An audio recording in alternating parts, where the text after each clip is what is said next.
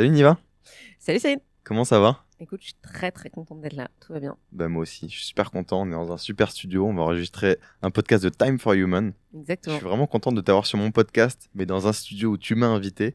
Donc la démarche est très sympa et j'ai hâte de te cuisiner bien comme il faut, avec les émotions, le sens, etc. Donc c'est parti. J'ai même pas envie de te présenter parce que je pense qu'avec ton personal branding, on te connaît déjà et les personnes qui me suivent sur LinkedIn te connaîtront sûrement déjà. Et j'ai envie de rentrer dans le vif et de te demander une question assez profonde qui est quelle est ta plus grande peur, que ce soit dans l'entrepreneuriat ou même en dehors de tout ça? Waouh. Hyper intéressant comme Ça veut dire question. en dans Ah le ouais, vif direct. on rentre dans le vif direct. Euh, Ma plus grande peur, je pense que c'est de regretter des choses. En fait, tu vois, c'est de passer à côté de choses ou de subir. En fait, je pense que de pas vivre de manière intentionnelle. Ok. Exemple, ben,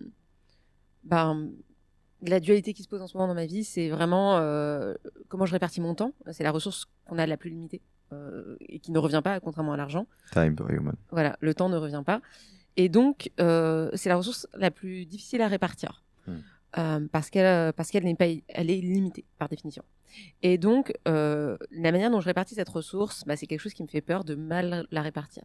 Exemple, en ce moment, moi j'ai lancé ma boîte. 2 semaines après, j'ai découvert que j'étais enceinte. Tu vois. Et donc, je me retrouve avec 2 bébés. Et donc, je suis toujours un peu dans l'ambivalence de me dire, est-ce que je passe suffisamment de temps avec l'un et est-ce que je passe suffisamment de temps avec l'autre? Est-ce que les choix que je fais aujourd'hui, je vais pas les regretter? Et tu vois, j'ai toujours à la fois cette culpabilité aussi, et à la fois un désir de l'instant T que je dois mesurer et maîtriser. Tu vois. Pas évident.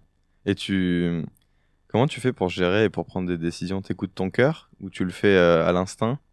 Alors, je m'astreins à essayer de prendre des décisions rapidement parce que je me dis, de toute façon, c'est compliqué de savoir quelle sera la bonne décision.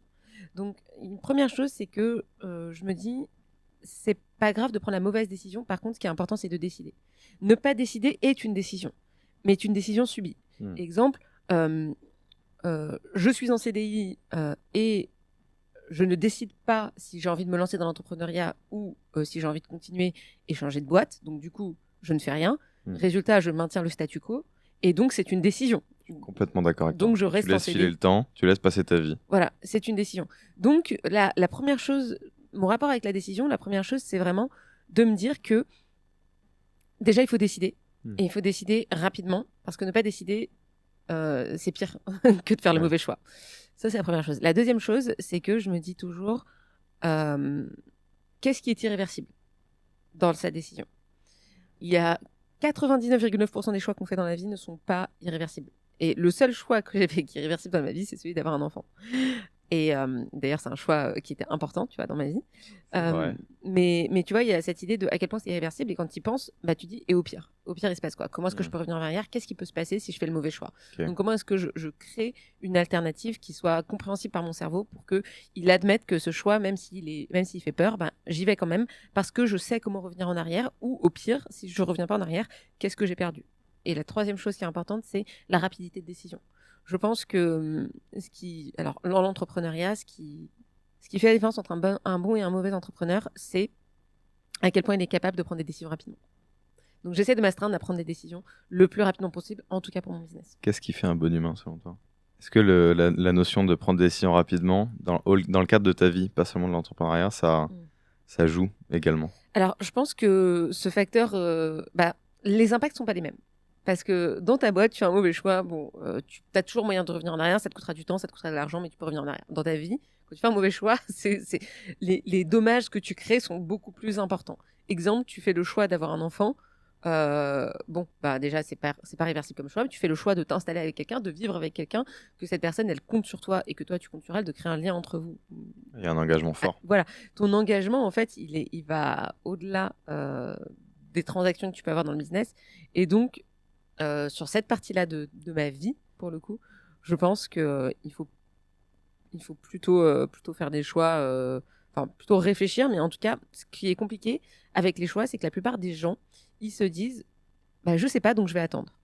Or, c'est pas une bonne décision, je pense. Voilà. Il faut faire des choix. Il faut se pousser à devoir faire des choix. Et je pense que l'élément de réponse, c'est qu'est-ce qui va m'aider à faire le bon choix. Exemple, je sais pas si je veux un enfant, je passe 2 jours avec ma sœur qui a des enfants en bas âge. Ça va me donner des éléments de réponse sur est-ce que j'ai vraiment envie d'avoir un enfant ou est-ce que j'ai envie de l'idée d'avoir un enfant que la société Tu l'as impose de fait? moi, tu vois. Non, j'ai pas fait ça. C'est pas une question piège. Hein. Non, C'est juste une question comme j'ai ça. pas fait ça, mais tu vois, tu De l'as fait faire- toi? De faire un enfant? Non, de passer du Parce- temps avec des gens qui ont des enfants. Ouais, j'adore. Comme je t'ai dit, dans ma famille, il y en a. Et j'ai fait le BAFA. Donc très jeune, à 17 ans, je me suis occupé d'enfants. 3, 6 ans, 12 ans, tous les âges. J'adore les enfants. J'ai un bon contact avec eux et j'aime. Donc ouais. Mais Ok. je trouve que ton conseil, il est très bon. Quel que soit le domaine, tester en fait. Ouais. Pour le voyage, c'est pareil. Moi, je me demandais, est-ce que voyager seul et tout? Je l'ai fait en fait. Point barre. Au moins, tu le sais. T'expérimentes la chose et après, tu le sais. Et Point barre, ça en s'est fait. passé comment, du coup, le voyage seul? C'était incroyable. Ok. Incroyable. Et comment t'as testé? T'as testé 3 jours? T'as testé J'ai quoi? testé rien du tout. J'ai pris un sac à dos, je suis parti à l'autre bout du monde et pendant 6 mois, je me suis baladé. Moi, je suis pas le genre de personne à faire les choses petit si je fais. Donc, il y a eu un avant et un après, mais il y a eu un grand saut. Et je me suis pas dit, genre, je vais aller au restaurant à côté de chez moi seul. Je me suis dit, quitte à partir seul, viens, on part. On part vraiment, tu vois. Donc, je suis parti et puis voilà, je me suis dit, j'avais un anglais un peu broken, on va apprendre l'anglais sur le chemin, on va se forcer à parler avec des gens. Et puis, dès le début, quoi, tu vois, je suis parti, j'ai pris le RER, j'ai commencé à parler avec des gens tout de suite. Je suis arrivé à l'aéroport, j'ai commencé à parler avec des gens. Et quand t'es seul, la vraie solitude du voyageur seul, tu designes tout. Donc tu designes où tu vas, à qui tu parles, où est-ce que tu dors, qu'est-ce que tu visites, qu'est-ce que tu manges, pourquoi tu passes tant de temps avec cette personne-là. Enfin, et c'était cette liberté, moi, que j'ai trouvé incroyable. Ok. Je sais pas si t'as déjà fait l'expérience. Non, moi j'ai jamais voyagé seule. Ok. En fait, si. J'ai voyagé seule quand j'ai fait un jeûne. Donc j'ai fait un espèce de jeûne et randonnée. Alors le concept est assez simple. Tu vas dans Ok. un endroit, tu ne manges pas et tu fais de la randonnée. Et tu payes cher en plus pour ne pas manger et faire de la randonnée. T'as dû apprendre beaucoup de choses sur toi-même. La première chose que j'ai appris, c'est que on mange beaucoup plus que ce dont on a besoin. C'est-à-dire que et on vit dans une société qui nous pousse à manger plus que ce dont on a besoin. C'est vrai, Pourquoi? ça. Parce que on est dans une société qui te pousse à consommer Mm. et à manger 3 voire 4 fois par jour, alors qu'en réalité, ton corps, il n'a pas besoin d'autant d'apport calorique. D'ailleurs, c'est pour ça que une des plus grosses problématiques dans le monde, c'est l'obésité. Enfin, un gros problème dans les pays développés, c'est vraiment l'obésité. Et tu vois, on n'a pas besoin de manger autant que ce qu'on nous dit. Deuxièmement, même si tu manges pas, ton corps est capable de survivre très longtemps. Tu vois, une semaine, même. Moi, je pense qu'avec C'était mes réserves, je pense que je peux tenir un mois. Non, je pense pas. C'était combien de temps le jeûne? C'était une semaine. Ok. Jeûne, tu buvais de l'eau et tu mangeais pas pendant une semaine. Ouais, alors Full. en fait, t'avais la possibilité de prendre des petits jus de fruits le matin parce que ça te donne quand même du sucre pour aller faire de la Ouais, randonnée c'est après. important au niveau médical quand même. Voilà, mais après, il y a des gens qui faisaient genre jeûne hydrique, qui se tapaient que de l'eau toute la journée. Et tu as aussi la possibilité de prendre des bouillons avec des minéraux dedans qui te permettent de continuer à faire fonctionner ton corps sans leur apporter forcément des nutriments, mais vraiment des minéraux. C'est des bouillons de légumes en fait. C'est super Et intéressant. ça permet, tu vois, de pas être en déficit de potassium, qui sont finalement des éléments chimiques qui permettent à tes neurones de connecter, etc. Donc, de pas créer trop de carences à ce niveau-là. Ok. Et toi, dans ton corps et dans ton esprit, pour moi, il y a deux questions qui me viennent quand tu as fait ce jeûne. Il y a eu le ressenti dans ton corps et le ressenti de comment tu te sens dans ta tête. Qu'est-ce qui a changé pour toi? Comment t'as vécu la chose, l'expérience? Comment t'as ressenti par rapport à des journées normales où tu manges normalement? Qu'est-ce qui s'est passé en toi? Franchement, j'ai eu trop mal au ventre. Genre, c'était Ok. horrible. J'ai vraiment mal au ventre. Parce que j'avais l'impression que, tu sais, comme quand t'as faim, quand ton corps s'autodigère. Et ça a duré 1 jour, 2 jours. Et à partir du 3e jour, t'as une crise de cétose. En fait, ce qui se passe, c'est qu'au niveau de ton corps, ce qui se passe, c'est que d'abord, tu consommes les sucres rapides. Donc, Mhm. vraiment ce qui est disponible rapidement. Et ça, c'est un processus. Et ensuite, tu vas t'attaquer une fois que tu as consommé tous les sucres, aux graisses. Et donc, les graisses, c'est ce qu'on appelle la cétose. Donc, ton corps, c'est comme si au début, il consommait du carburant et qu'après, il va se mettre à consommer de l'électricité. En fait, il switch de mode. Ouais. Et ce switch de mode, il se fait au bout de 2 jours. Enfin, entre 2 et 3 jours. Et donc là, tu as une crise qu'ils appellent une crise de cétose, qui est une crise où en fait ton corps il change de mode et le temps de se réhabituer à un mode où il va récupérer de l'énergie de manière plus profonde et donc un processus qui va prendre plus de temps à se faire, tu sens que tu ralentis. Donc ça a été un moment difficile. Je dirais les 2 premiers jours étaient compliqués, puis après une fois que tu es en cétose, c'est beaucoup plus simple. Ok. En fait. Et au niveau mental? Donc, et ensuite, ça allait. Et au niveau mental, alors, le plus fort souvenir que j'en ai mentalement, c'est le dernier jour, on faisait de la randonnée, je marchais dans la nature et franchement, je voyais les arbres. Je trouvais ça magnifique. Et jamais de ma vie, ça m'est arrivé. Moi, je sais, je suis plutôt quelqu'un de rationnel. D'ailleurs, tu vois, la manière dont j'en parle, c'est rationnel parce que je suis ingénieur en chimie. Donc, tu vois, je vois les processus derrière et en bio. Donc, je comprends vraiment de manière très rationnelle et très analytique. Et je pense que je me laisse pas trop dans mes sensations. Et je pense que pour les personnes comme moi, ça t'oblige à te connecter à tes sensations déjà. Mais surtout ce moment-là, un peu de contemplation, d'être c'est une bonne chose, ça. La ouais, sensibilité aussi. Ouais, d'être en contemplation avec des arbres. Je me disais, ah, c'est incroyable. J'étais fonce-dé, quoi. Vraiment, j'étais fonce-dé. Vraiment, j'avais pris de la drogue, quoi. Et j'étais, ah, ouais, c'est incroyable, la nature, les arbres. Et c'est génial. C'était incroyable. C'est une belle expérience, alors, que tu as vécue. C'était incroyable. C'était vraiment génial. C'était un excellent moment, ouais. Ça me donne envie de faire une transition. Tu dis que tu es quelqu'un d'assez rationnel. Comment tu vis, toi, tes émotions? Est-ce que tu as un ascenseur émotionnel? Comment au quotidien, c'est quoi ton rapport à tes propres émotions et à ta sensibilité? Mon rapport avec mes émotions et à ma propre sensibilité, c'est une très bonne question. C'est deep, hein. Juste comment tu les vis sans te prendre la tête. Je vis beaucoup de hauts et de bas.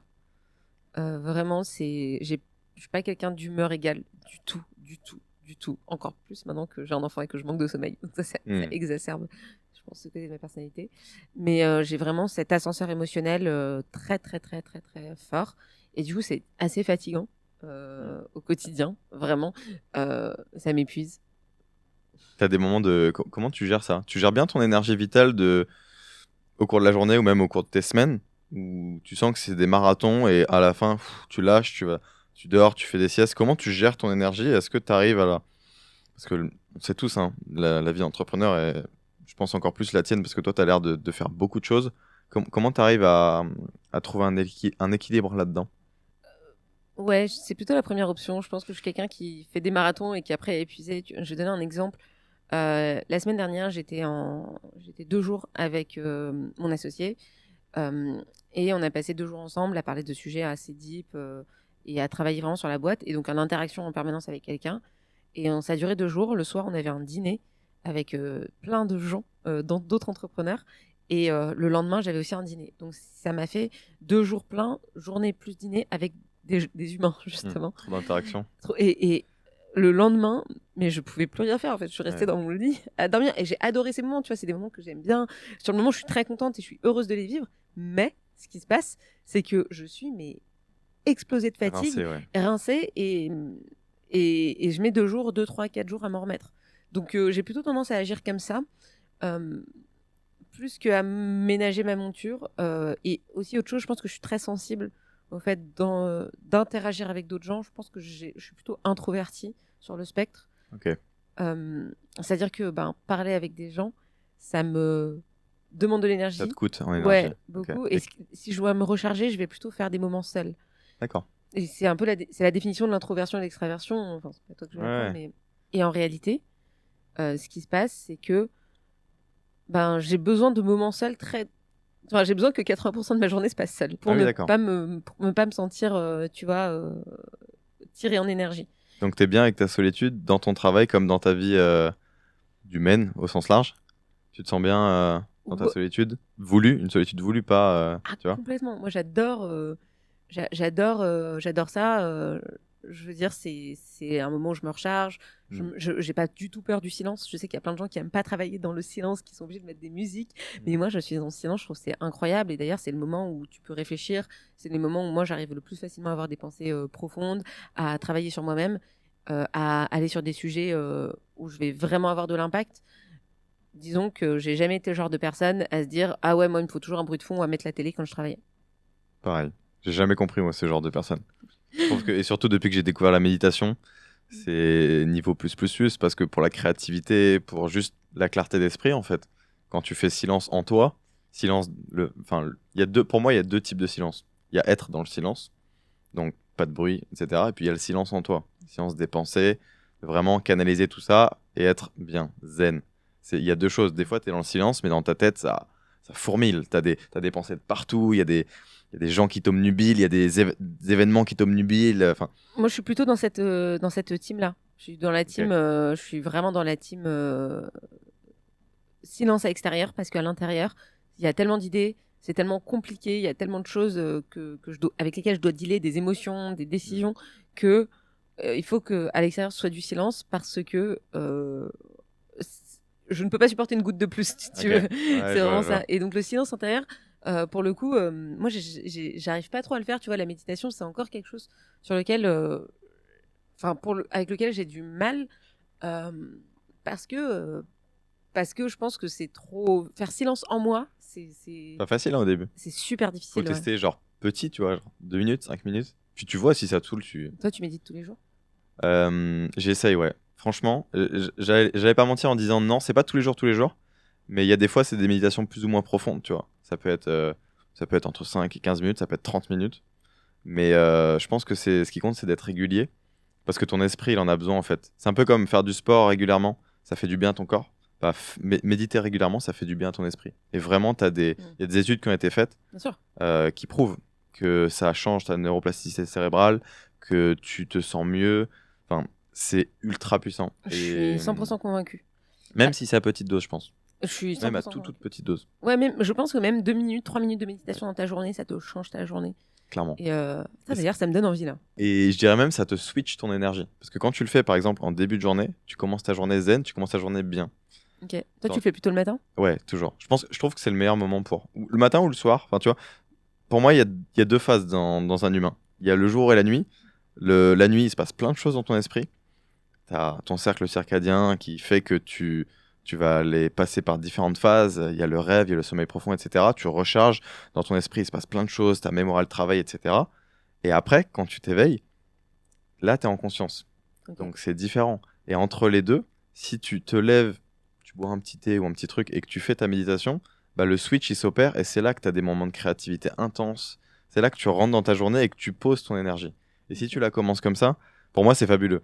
Mais après, faut tester, tu vois. Chaque humain, je pense, a des Ok. perceptions différentes. Et pareil pour le soir. Si tu veux aller vers la phase du coucher, vers la phase d'endormissement et que tu fais juste genre 5 minutes de méditation, Mm.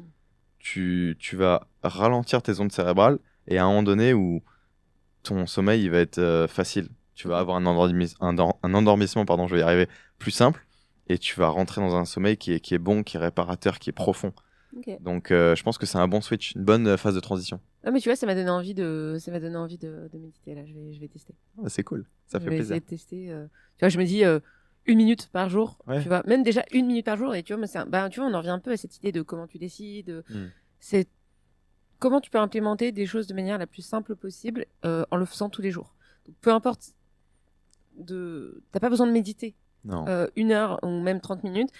Déjà, si tu fais 1 minute par jour, ce sera déjà incroyable parce que tu arrives à Ouais. répéter et à entraîner ton cerveau à faire quelque chose tous les jours. Puis je pense aussi que tu vois, le mot méditation, il fait peur, tout comme le mot sport. Genre, méditer, pour moi, tu t'assois sur un canapé, tu fermes les yeux, 1 minute, t'as médité. Oui, c'est exactement ça. Les gens, ils s'en font un truc en mode t'es en Inde, tu te rases la tête, tu fais ça comme moi quand je suis allé faire de la vraie méditation là il y a 3 mois et que j'ai fait des heures de méditation. C'est pas forcément Alors, ça. t'as fait quoi? C'est quoi cette histoire d'heure de méditation? Tu peux nous Moi, je suis raconter? parti en Inde. Je sais pas si t'avais vu un peu sur mes réseaux. En février, je suis parti en Inde pendant 2 semaines Ok, et je voulais vraiment passer un cap en méditation et je voulais tester le yoga que j'avais jamais testé. ok, Donc, je suis parti en Inde parce que pour moi, c'est là-bas que ça se passe. ok. Et j'ai fait de la méditation dans des ashrams avec des maîtres yogis, etc. Et j'ai vu quel était le level up de la méditation.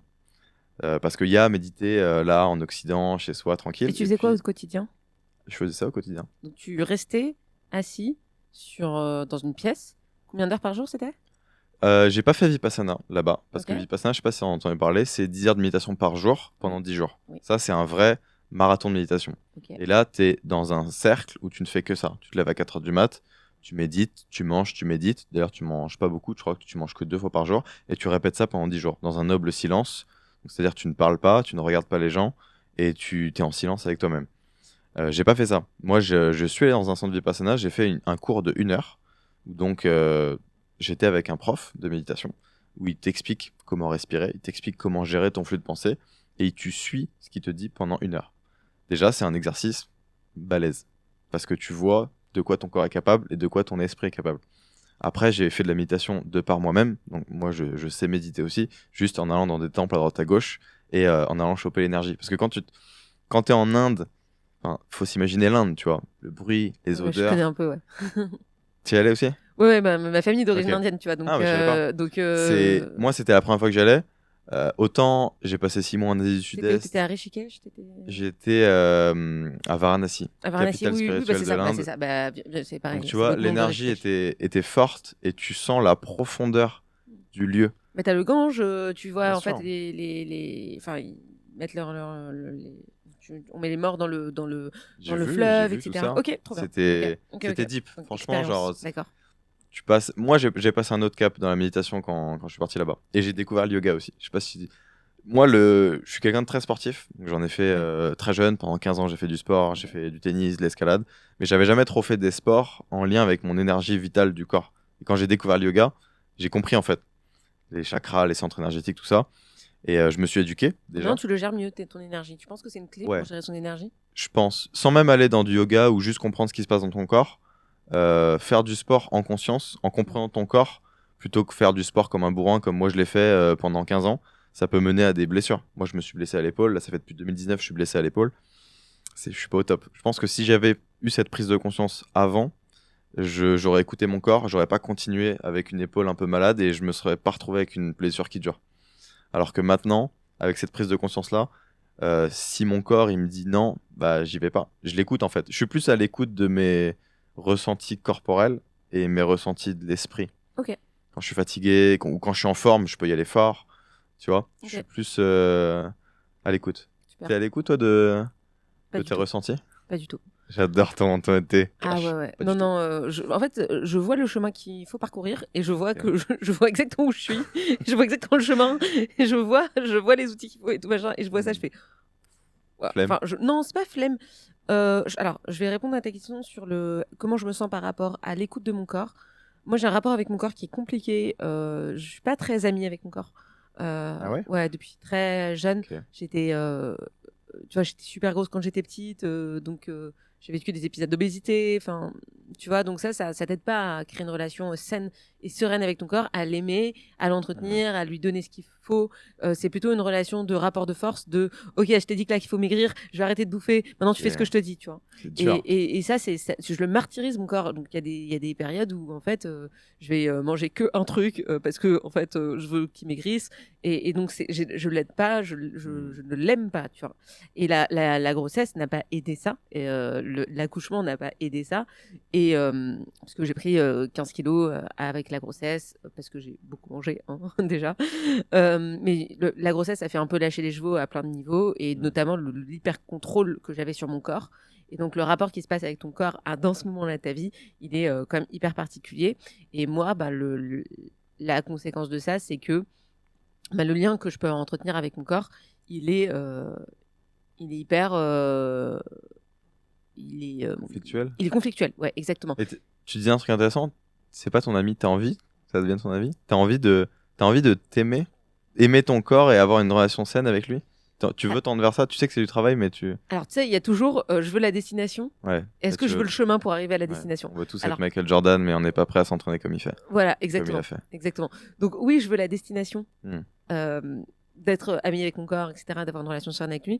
Est-ce que je veux le chemin pour y arriver? Est-ce qu'aujourd'hui je suis prête à y mettre l'investissement, le temps? Tu vois, on parlait de méditation, on parlait de sport. Je pense que si tu veux arriver à cette destination, il faut te donner les moyens, c'est-à-dire bah, te lever le matin, faire ton sport, faire ta méditation, et que ton bien-être soit central et soit un enjeu dans ta vie. C'est-à-dire qu'il faut que tu prennes du temps dans ta vie pour te dire j'ai 1 heure par jour, 2 heures par jour qui sont dédiées à mon bien-être. Tu vois.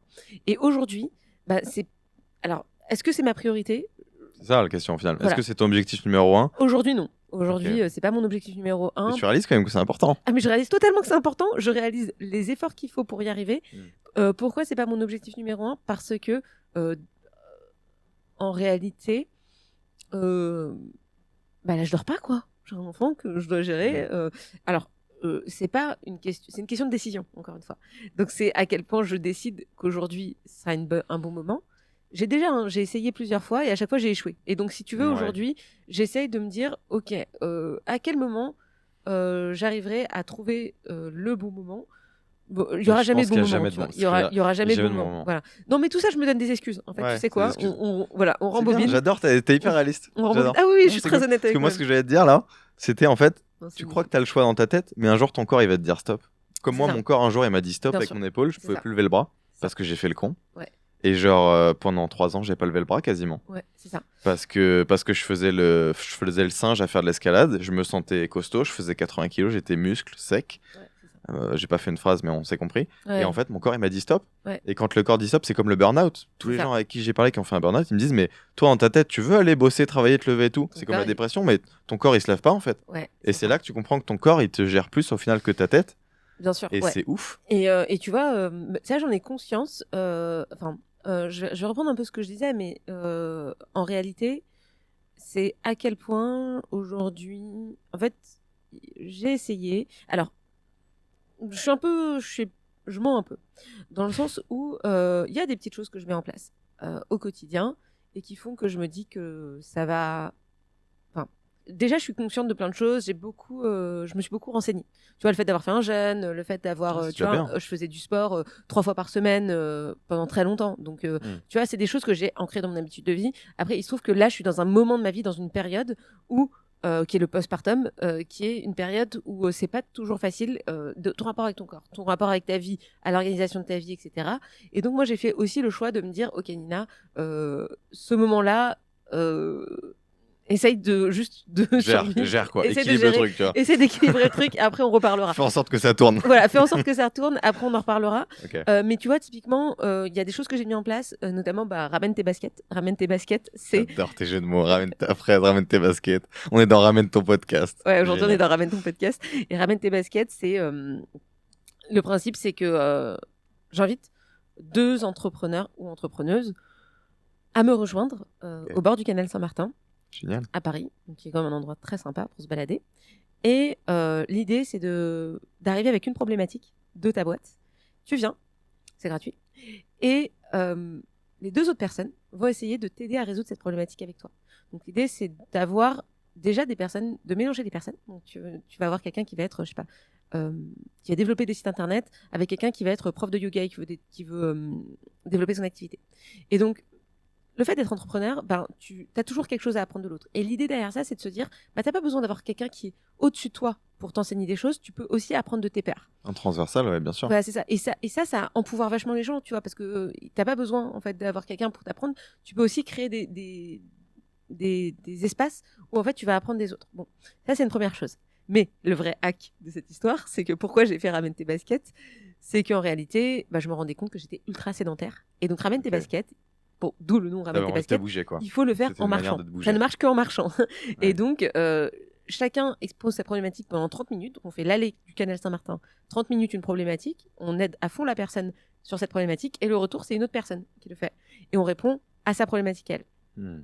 Et l'idée, c'est qu'avec tout ça, on a fait entre 6 000 et 8 000 pas, qui sont déjà pratiquement 80% de ce qu'il faut faire tous les jours.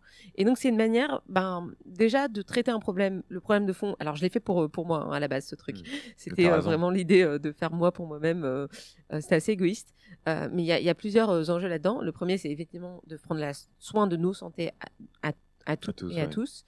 Le deuxième, c'est de se dire, on peut apprendre des choses l'un de l'autre et chacun repart. À la fin, je pose la question avec quoi tu repars, et les gens repartent avec un autre point de vue, avec une idée, avec une interview persona, parce que parfois ils se rendent compte que, en fait, ils pourraient être clients les uns des autres. Et troisième chose, ils repartent avec du réseau. Et donc ça, c'est un peu un outil qui m'a permis aussi de me reconnecter avec mon corps parce que je marchais. Et donc, moi, mon enjeu, c'est comment j'arrive à créer des espaces dans lesquels je me sente bien, à l'aise, qui correspondent à ma vie, à mon mode de vie. De femme qui a lancé sa boîte il y a 1 an et qui marche bien, de maman qui a un enfant qui a 10 mois et qui dort pas 3 soirs par semaine, donc le petit, en fait, là, tu vois, cette nuit, j'ai dormi par tranche d'1 heure. Voilà. Et en fait, l'enjeu, c'est comment tu arrives à trouver des choses qui soient implémentables dans ta vie. T'es dans une phase qui est quand même vachement mouvementée de ta vie, je réalise. Ah oui, oui. Ça a l'air d'être une tornade. En réalité, oui, il y a plein de... Enfin, voilà, c'est toujours l'enjeu de... le temps, comment tu répartis ta ressource. Et moi, une des manières de résoudre ça, quand j'ai pas Ramène tes baskets, dès que j'ai une série de calls, et ben je l'ai fait en marchant parce que je me dis que voilà, je vais prendre soin de ma santé. Et autre chose que je fais aussi, c'est que je fais un jeûne intermittent. Donc, Ça, c'est bien. et ça me permet de garder Pareil. l'énergie tout au long de la journée. Donc là, tu vois, je mange. Là, j'ai pas mangé. Je vais manger à 17h quand on va finir, parce que ça me 17h carrément. ouais, ça m'empêche Ok. d'avoir des crashs d'énergie. Et donc, je sens que mon corps, il a faim, il a vraiment faim et envie de manger à 16h30. Genre, tous les jours, c'est pareil. Ok. Ça dépend des jours en fonction de ce que j'ai mangé la veille. Mais entre 15h et 16h30, je sais que je vais avoir faim et ça dépend de ce que je vais manger la veille. Donc ça, tu vois, ça me reconnecte aussi à mes sensations. Sensations de faim qu'on a perdues dans la vie. On n'a plus faim dans notre vie, on mange avant même d'avoir faim. Donc, on est tellement réglé par rapport aux heures de manger qu'on n'essaye même plus Ok. d'écouter quand est-ce qu'on a faim. Et donc, 16h30, je sais que mon corps a faim, 17h. Et donc, je me débrouille aussi pour caler ma journée en fonction de ça. Je sais que jusqu'à 17h30, jusqu'au fait de manger, bah, mon corps va garder de l'énergie. Et après, une fois que j'aurai mangé, bah, il me faudra plutôt des activités calmes, tranquilles. Et là, je peux rentrer chez moi et m'occuper de mon enfant. Ok, c'est cool. J'ai envie de laisser de côté le sujet du corps parce que bon, on en a assez parlé. Et j'ai envie de te poser une question encore plus deep qui te met face à des choses qu'on a tous besoin de faire face. C'est la question de la mort. C'est quoi ton rapport à la mort? C'est quoi ton rapport à la vie donc? Et comment tu prends du recul par rapport à ça dans ta vie quotidienne? Moi, la première fois que j'ai été confrontée à la mort, c'était de manière ultra violente, ultra inattendue et ultra. La première fois que j'étais confrontée à la mort, en fait, c'était. J'avais perdu 2 membres de ma famille qui ont été assassinés dans des attentats terroristes, tu vois, qui ont eu lieu en Inde. Donc, c'était une série d'attentats qui a eu lieu. Un peu sur le 13 novembre qui a eu lieu à Paris, se sont inspirés de ces attentats. Donc, c'était des attentats qui étaient coordonnés, etc. Et en fait, ils sont morts du jour au lendemain. Et si tu veux, ils avaient rendez-vous avec des amis dans un hôtel pour dîner. Et eux, ils sont rentrés à 5 minutes près. Bah, les amis n'ont pas pu rentrer. Et donc, eux sont morts dans ces attentats. Et les amis, qui, eux, à 5 minutes près, ne sont pas rentrés, ont survécu, quoi. Ont vécu, en fait, pas survécu, tu vois. Ont juste vécu en ayant évité ça sans s'en rendre compte, tu vois. Enfin, voilà. On évite la mort tous les jours sans se rendre compte. Voilà, c'est ça. Et donc, à 5 minutes près, à 1 heure près. donc ça, c'est mon premier rapport à la mort. Ok. Voilà, donc quand tu commences avec ça... c'est du sérieux, c'est douloureux, c'est brutal, c'est... Ouais, voilà, c'est ça. Ok. C'est brutal, et donc tu prends conscience de pas mal de trucs. Et tu vois, ce qui est intéressant, c'est que eux ne prenaient jamais l'avion ensemble. Ils avaient 3 enfants. Ils ont 3 enfants d'ailleurs. Et en fait, ils prenaient jamais l'avion ensemble par peur de laisser que les deux meurent et de laisser les enfants sans parents. Et en fait, au final, tu vois, ils ont perdu la vie ensemble comme ça. Donc, je sais pas quelle leçon j'en ai tiré. Bon, en tout cas, je pense pas qu'il y ait de leçon à tirer de ça, mais je pense que ça m'a beaucoup marqué. Et ce qui m'a marqué là-dedans, c'est que ça peut s'arrêter rapidement. Enfin, on en a conscience, tu vois. Mais je pense qu'on l'intègre pas avant de l'avoir vécu, je pense. Qu'est-ce qui, à la suite de cette prise de conscience, t'a fait changer concrètement dans ta vie, dans ton quotidien, que tu faisais pas avant, que t'as fait, que tu t'es dit, si je meurs demain, j'aurais aimé faire ces choses-là, ou j'aurais aimé faire ça différemment. Qu'est-ce qui a changé après cette prise de conscience-là? Parce que ça peut t'arriver à toi aussi, tu vois. Ouais, clairement. Oui, ça peut clairement. Tu peux me dire, il n'y a rien qui a changé, ça c'est peut possible. clairement m'arriver à moi. En fait, ce qui est intéressant, c'est qu'à ce moment-là, tu vois, je faisais des études de médecine parce que je voulais être psy. Ok. Ouais. Intéressant. Ouais. Et en réalité, j'ai arrêté et donc mon oncle et ma tante sont décédés. Et en fait, ce qu'il y a eu, c'est que j'ai fait des études j'ai fait les cours Florent en fait au théâtre. Génial. Et donc moi j'étais quelqu'un d'hyper introverti, hyper tu vois, qui avait beaucoup de mal à prendre la parole. Ok. Et je me suis dit ok, quelles compétences j'ai envie d'apprendre aujourd'hui. Et tu vois, ça m'a permis, enfin, je pense pas que j'ai changé des choses dans mon comportement. Par contre, ça a été une parenthèse dans ma vie où j'ai un peu tout mis de côté et je me suis dit bon ben là il faut juste essayer de gérer tout ce qui peut se passer en termes de famille, etc. à ce moment-là. Et non, j'ai mis toute ma vie entre parenthèses et j'ai fait du théâtre pendant 1 an. C'était pas du tout mon objectif de vie. C'est formidable, pour le coup, superbe expérience. Je voulais pas du tout faire ça de ma vie. Je me suis dit, vas-y, quelle compétence tu peux apprendre que tu apprendras jamais à l'école, que tu apprendras jamais nulle part ailleurs et qui pourtant te sera probablement la plus utile dans ta vie. C'est-à-dire cette capacité à prendre la parole, à capter l'attention, à faire passer un message. Je me suis dit, bah vas-y, je vais faire du théâtre. Et donc, ce moment-là, en fait, il a été assez charnière dans ma vie. Parce qu'il y a eu un avant-après, et en réalité, tout ce que j'ai fait après, quelque part, il y avait quel message je veux faire passer. Je pense que c'est à ce moment-là que j'ai commencé à intégrer cette idée de de laisser une empreinte, tu vois. Ok. Qu'est-ce que je laisse? Et c'est ça, ce avec quoi je repars, tu vois, quelque part où j'en suis ressortie, c'est, ok, en fait, quelle empreinte tu vas laisser? Et l'empreinte que moi je laisse dans le monde, bah, c'est à ce moment-là où j'ai commencé, je pense que c'est par hasard, à créer un peu du média. Ouais. Après, j'étais en école, tu vois, j'ai fait une licence de chimie. Il y avait un petit média qui s'appelait TV Jussieu. Bon, bah, j'étais à TV Jussieu et je faisais T'étais à mes petits... Jussieu aussi? Ouais, exactement. Je faisais mes petites interviews et tout, voilà. Et j'ai commencé à vouloir mettre mon empreinte de plus en plus. Et je pense que c'est clairement relié à ce qui s'est passé à ce moment-là. Parce que je me dis, mais en fait, finalement, qu'est-ce qui reste de toi? Donc, voilà, en dehors du séisme que ça peut provoquer, etc., bah, c'est vraiment tu vois, je me suis dit, ok, quelle trace je vais laisser sur cette terre et quelle empreinte j'ai envie de laisser. Et c'est là où j'ai commencé à faire un peu plus, à plus exprimer. Et ben aujourd'hui, ça se matérialise encore plus. Et dernière chose, c'est un peu ça, que restera-t-il de toi une fois que Ouais, tu seras donc plus la là? prise de conscience a réellement intégré une chose profonde chez toi, c'est que en fait au quotidien, tu réalises que tu fais ça pour laisser quelque chose derrière toi et Ouais. que tu veux exprimer de par l'empowerment, toutes les valeurs que tu portes aussi, ton projet, tes combats, etc. Tout ça derrière toi. Ouais, c'est clairement Donc ça. ça a eu un fort impact en fait, Ouais, mine de rien. En c'est... écoutant ce que tu me dis attentivement, Ouais, ça a changé ta vie, le rapport à la mort, d'avoir cette confrontation-là, d'avoir c'est cette sûr. prise de conscience-là et d'après l'intégrer dans ta vie en fait, concrètement. Ouais, complètement. Et c'était une époque où, tu vois, j'étais jeune. C'était en 2008, donc tu vois, j'avais pas du tout ce rapport à la famille. Tu vois, j'aurais pu me dire, bah oui, l'important c'est que le temps que tu vas passer avec tes proches. Hmm.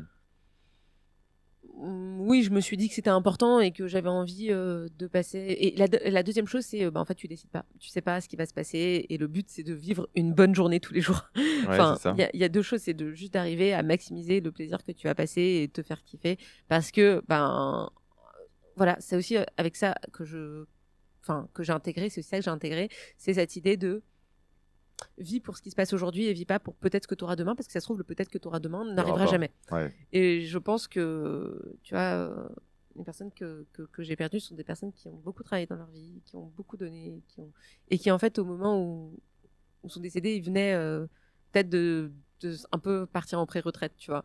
Et c'est marrant parce que, en fait, si tu vis en te disant, bah, peut-être que quand je serai à la retraite ou plus tard, ou il m'arrivera ça un jour, bah, il y a cette idée de se dire, je capitalise aujourd'hui pour quelque chose qui m'arrivera demain, mais le demain, tu sais pas à quel point il est. C'est profond la ce vie, que tu tu vois. dis.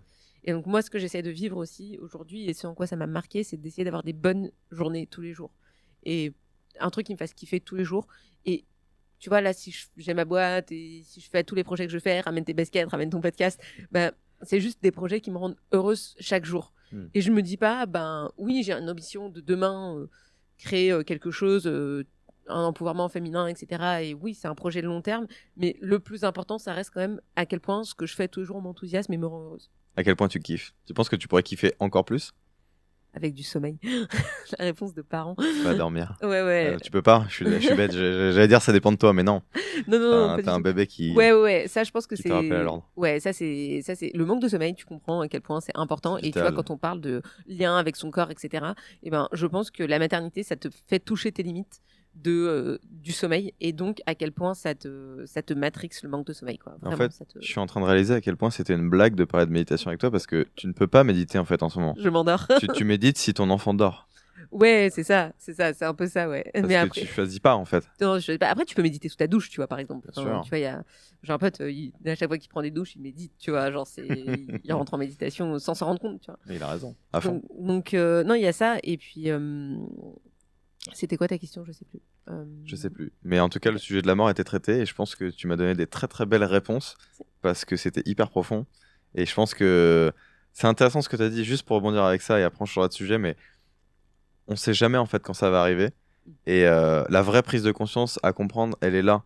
C'est qu'il y a des gens qui pensent qu'il y a un plus tard, mais des fois il n'y a pas de plus tard. Et en fait, moi quand j'étais petit, je me disais, ouais, j'aimerais bien atteindre la centaine d'années et tout, 80 ans. Et puis en fait, plus tu vis, plus tu vois des gens en fait qui partent. Et tu réalises en fait que toi aussi tu peux partir. Et t'es là, et moi j'ai eu un CDI, j'ai eu une vie très rangée, tu vois. Jusqu'à il y a pas si longtemps que ça en fait, j'avais une vie assez rangée. C'est pour ça que tu as gardé tes costumes de la défense. Exactement. Ce matin, tu vois, je me suis dit, j'ai envie d'être classe, je vais mettre une petite chemise, petite chaussure, Bon, toujours mon Bob, parce qu'il faut pas déconner non plus. On est là en mode Time for Human. Mais ouais, il n'y a pas si longtemps que ça, j'étais dans une boîte, j'étais en CDI, j'étais comme la plupart des gens en région parisienne. J'ai fait un bac+5, j'ai fait une petite vie rangée. Mais fuck, en fait, je veux pas de cette vie-là. J'ai pas envie de passer ma vie en mode tous les jours se ressemblent, tu fais ta vie et tu fais pas tes rêves, tu t'accomplis pas tout ce que tu as envie de faire. Tu vois, Julia, qui est là en fait. Je sais pas, vous la voyez pas, mais elle est dans la pièce. Elle va faire sa conf aujourd'hui sur réaliser ses rêves. Gros big up à toi d'ailleurs au passage. C'est ça le but de l'existence en fait, pour moi. Tu vois. Et du coup, sans pousser les gens en mode envoyez tout en vrille et faites ce qui vous plaît, etc. Faut être quelqu'un d'organisé. Moi, je suis quelqu'un de très organisé. J'ai fait une rupture conventionnelle. J'ai pas fait n'importe quoi. J'ai fait les choses dans l'ordre. J'ai fait les choses comme il faut. Mais dans cette réalisation-là de la mort, en mode, on n'a qu'une seule vie. Ouais. Et moi, c'est un leitmotiv chez moi important dans tout ce que je fais, de me dire, demain, s'il faut, end of the game. Et je le perds jamais de vue, parce que selon moi, c'est important de toujours d'avancer avec ça. Pas en mode pression ou quoi. Je kiffe ce que je fais, je suis dans la kiffance. Mais c'est les règles du jeu, en fait, pour moi, tu vois. Et ça lead quand même pas mal ce que je fais au quotidien aussi, parce que c'est important, je pense, de l'avoir à l'esprit. Et ça donne de la motivation aussi à aller à l'encontre de ses peurs et tout. Et de. Y a rien de grave, tu vois. Rien n'est grave à part la mort. Tout est léger à côté, pour moi, tu vois. Ouais, tout Alors à fait. après, il y a des sujets qui se plombent un peu plus et tout, mais bref.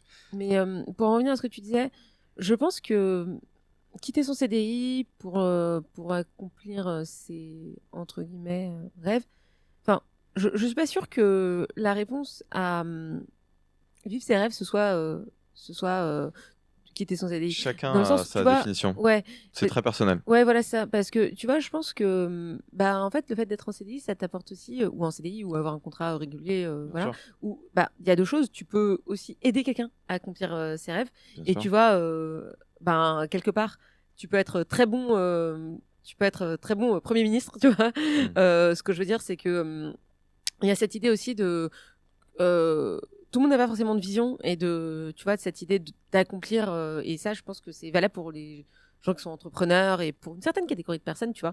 Mais il y a plein de gens pour qui avoir une vision et accomplir des choses, bah, c'est pas leur délire.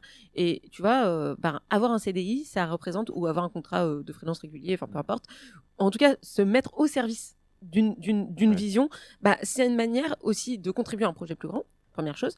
Et deuxièmement, aussi, c'est une certaine sérénité. C'est-à-dire de se dire, bah, ok, moi, en fait, mon délire, c'est pas de changer le monde et d'être féministe. C'est pas forcément d'être féministe et d'accomplir des choses à ce niveau-là, mais c'est, bah, moi, ma bonne journée, c'est quand je vais au travail à 9h, que je rentre à 17h, que je peux passer du temps avec mes 3 enfants. Tu vois, moi, je pense à ma sœur, tu vois, par exemple, ma demi-sœur. Ah bah, enfin, tu vois, sa vitamine, c'est genre un truc de ouf. Et je pense que le format CDI, bah, peut-être que pour elle, c'est un truc. Et pour plein de gens, je suis d'accord avec toi, tu vois, c'est top. tu vois, et donc, Je tu suis vois, d'accord avec toi. j'ai vraiment cette. Enfin, j'apporte cette nuance et je suis totalement d'accord avec toi. Après, c'est pas une contradiction que tu t'apportes. c'est vrai. Moi, c'est une nuance. Moi, je suis complètement d'accord avec tout ce que tu viens de dire. Et accomplir ses rêves, ça peut vouloir dire beaucoup de choses. Tu peux avoir une stabilité pendant 35 ans, un CDI, avoir une vie incroyablement bien construite, stable, avec beaucoup de sérénité et accomplir tes rêves. Ouais, clairement, clairement. Tu vois? Mais je disais pas ça dans le sens quitte ton CDI, accomplir tes rêves. Ça fait très bullshit, tu vois. Moi, j'ai commencé à accomplir mes rêves avant d'avoir un CDI. Quand je suis parti solo en sac à dos, c'était à la fin de mes études, c'était avant mon premier job. Pour moi, c'était déjà accomplir mes rêves. C'est ça. Et d'ailleurs, Et finalement, pour accomplir ses rêves, il en faut souvent beaucoup moins que ce qu'on pense. bien Je sûr, reprends, très accessible en je reprends fait. l'exemple de Julia avec qui j'ai eu cette Ouais, conversation hier. Julia dont le rêve est d'être conférencière, donc qui donne déjà des conférences. bien sûr. Et, Déjà, d'une certaine manière. et voilà, exactement. Même Et si en c'est fait, que le début. ce qu'elle va faire, c'est que tous les mois, elle va donner une conférence. Et donc, sa manière de devenir conférencière, genre dans la vie, en life goal, tu vois, un jour je serai conférencière. En fait, tous les mois, elle va organiser la conférence de Julia. Et donc, le seul moyen de devenir conférencière, c'est en fait de faire des conférences, tu vois. Bien sûr. Et si t'en fais tous les mois, bah, tu prends le kiff de faire tes conférences tous les mois. Et à la fin, bah, t'es conférencière, en fait. Et il n'y a pas de, genre, un jour t'arrives et t'es conférencière. Il y a juste, bah, tu fais une conférence tous les mois. Et quelque part, bah, peu importe ce qui se passe à côté, tu vois, si t'as un job, si t'as une, tu vois, peu importe entre guillemets ce qui se passe à côté, bah ton rêve, d'une certaine manière, bah tu poses les briques pour l'accomplir. Et dernière chose, il y a aussi cette idée de d'accomplir son rêve dans le sens où on s'en fait souvent quelque chose de plus grand que grandiose, ce que ouais. c'est. Un jour, j'accomplirai mon Ouais. rêve. Genre comme si il y avait Comme si c'était inatteignable aussi. comme s'il y avait une étape, genre je suis là aujourd'hui et un jour je serai à mon rêve. Et en fait, il y a un chemin et il y a plein de petites étapes de ok, et ben en fait, un jour, moi j'aurai un espace d'empouvoirment féminin où tu pourras aller, tu pourras apprendre plein de choses, tes compétences, tu pourras apprendre la prise de parole en public, tu pourras apprendre l'écriture, tu pourras, t'auras peut-être un endroit où tu vas pouvoir faire garder tes enfants parce que c'est un problème pour les femmes, tu vois, c'est une des plus grosses limites. Bref. Ok, mais il n'y a pas un matin où je vais me lever où ça va être. Peut-être que l'étape intermédiaire, c'est d'avoir des bootcamps, des espaces où les femmes seront entre elles pourront s'exprimer, elles pourront apprendre des choses, du coup elles pourront en parler sur LinkedIn. Et puis en fait, peut-être que demain, il y aura un autre produit, et puis etc. etc. C'est le chemin, quoi. Voilà, il y a un chemin, mais il n'y a pas Ouais. un moment où tu arrives et boum, ton rêve il est là, Ouais. tu vois. Par contre, souvent, il y a un déclencheur, je Où pense. tu dois tout quitter pour ton rêve, tu vois. Ouais. Il y a aussi ce truc de comment je peux implémenter mon rêve. Et d'ailleurs, tu vois, quand j'étais en CDI, j'avais fait une newsletter qui s'appelait Culotté et qui était une newsletter C'est féministe génial. et tu vois qui vraiment qui avait pas pour vocation d'être monétisée Mhm. mais juste comme pour moi c'était l'empouvoirment des femmes et la prise de parole des femmes parce que je trouvais qu'on était dans un environnement où la parole était beaucoup trop monopolisée par des hommes Mhm. et aussi que j'avais découvert le féminisme, je me dis putain ça a changé ma vie, ça peut faire changer la vie d'autres femmes. Et ben, j'ai juste fait une newsletter là-dessus et je me suis à cette époque-là je me disais pas je vais en faire un business, tu vois. Ouais. Et donc c'est une manière d'accéder à un rêve qui est petite, que je faisais en plus, tu vois, le week-end, etc. Mais qui pourtant m'a permis, a été une énorme brique pour construire le rêve que je suis en train d'accomplir aujourd'hui. J'ai envie de te poser une question qui n'a rien à voir, mais t'aurais fait quoi si t'étais pas devenu entrepreneur? Genre, avant, quand t'étais petite, c'était quoi ton rêve? D'être psy. Être psy? Ouais, je voulais être psy. Ok. Ouais. Donc, tu kiffes rentrer dans la tête des gens, Ouais, j'adore comprendre la cette psyché conversation. humaine. Ouais, c'est pour ça, tu vois, on avait ok. cette conversation. Super Tu m'as intéressant. posé, tu m'as posé la question, oui, pourquoi t'as voulu qu'on ait cette interview ensemble Ouais. et je t'ai répondu, parce qu'en fait, le développement d'une personne, elle est pour Primordial, moi ouais. primordial, peu importe comment tu t'accomplis derrière. Et du coup, ça part de très loin. Moi, je voulais être psy, je voulais rentrer dans la tête des gens, je voulais comprendre leurs problèmes, je voulais les aider.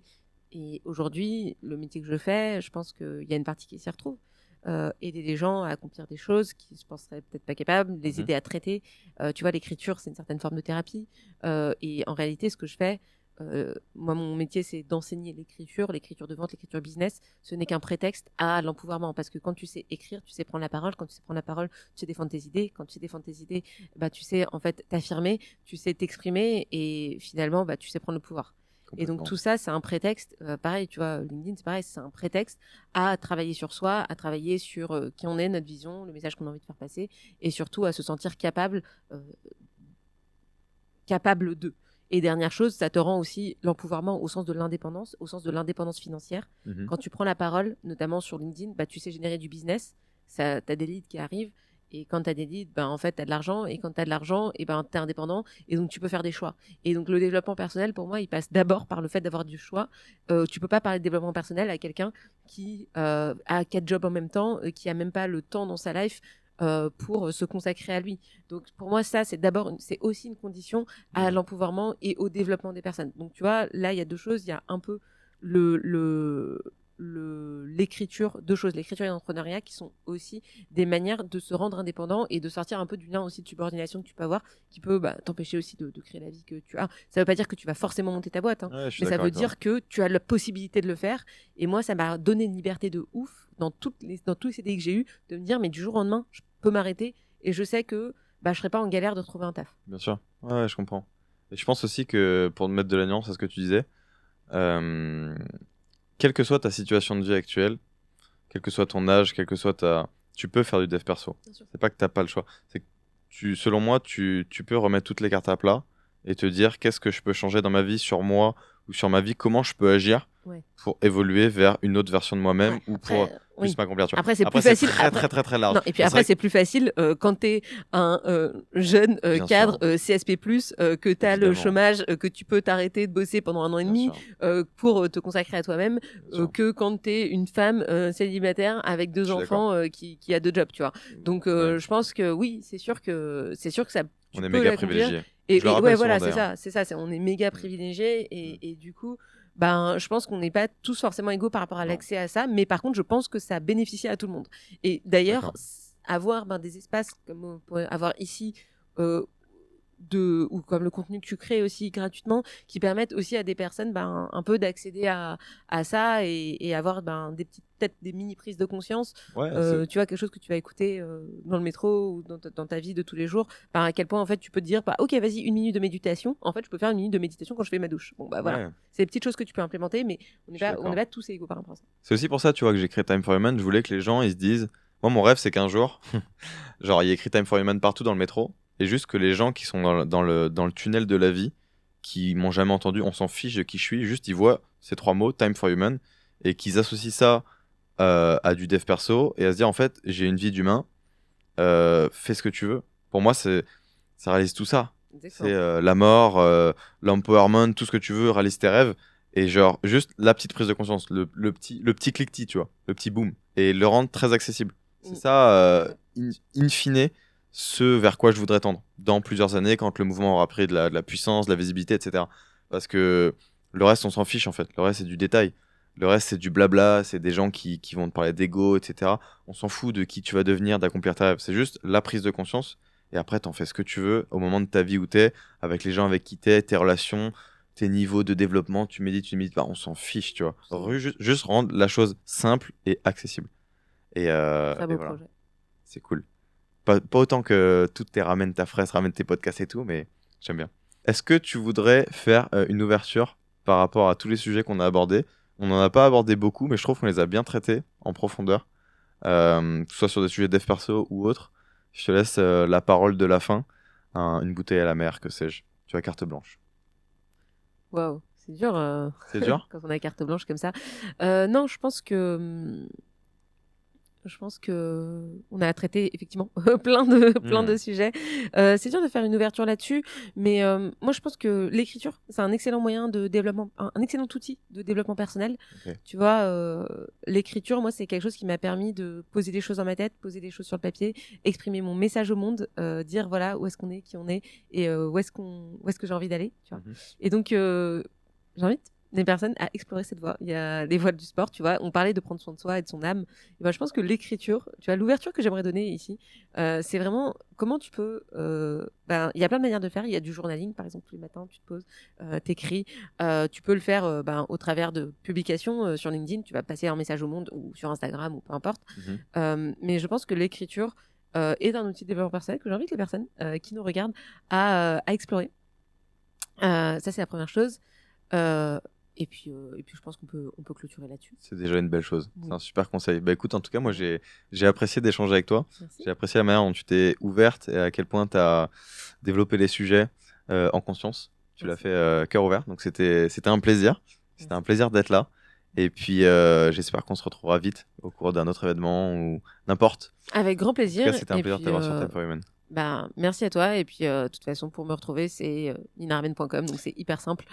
Exactement. Pour ceux qui la connaissent pas encore, Nina Ramen, présente sur les réseaux sociaux, bien évidemment, et tu es présente sur toutes les réseaux sociaux. Ouais, On te trouve assez facilement. Ouais, le meilleur endroit, c'est quand même ma newsletter. C'est un endroit où je donne beaucoup de conseils d'écriture, d'entrepreneuriat. Et ninaramen.com, de toute façon, là, tu es sûr que tu vas me retrouver un moment ou un autre. Les réseaux sociaux, c'est plus aléatoire. Ça marche, super. Bah écoute, je te remercie. Merci pour l'invitation. Merci aux auditeurs, à la prochaine. À la prochaine. Bye bye, ciao.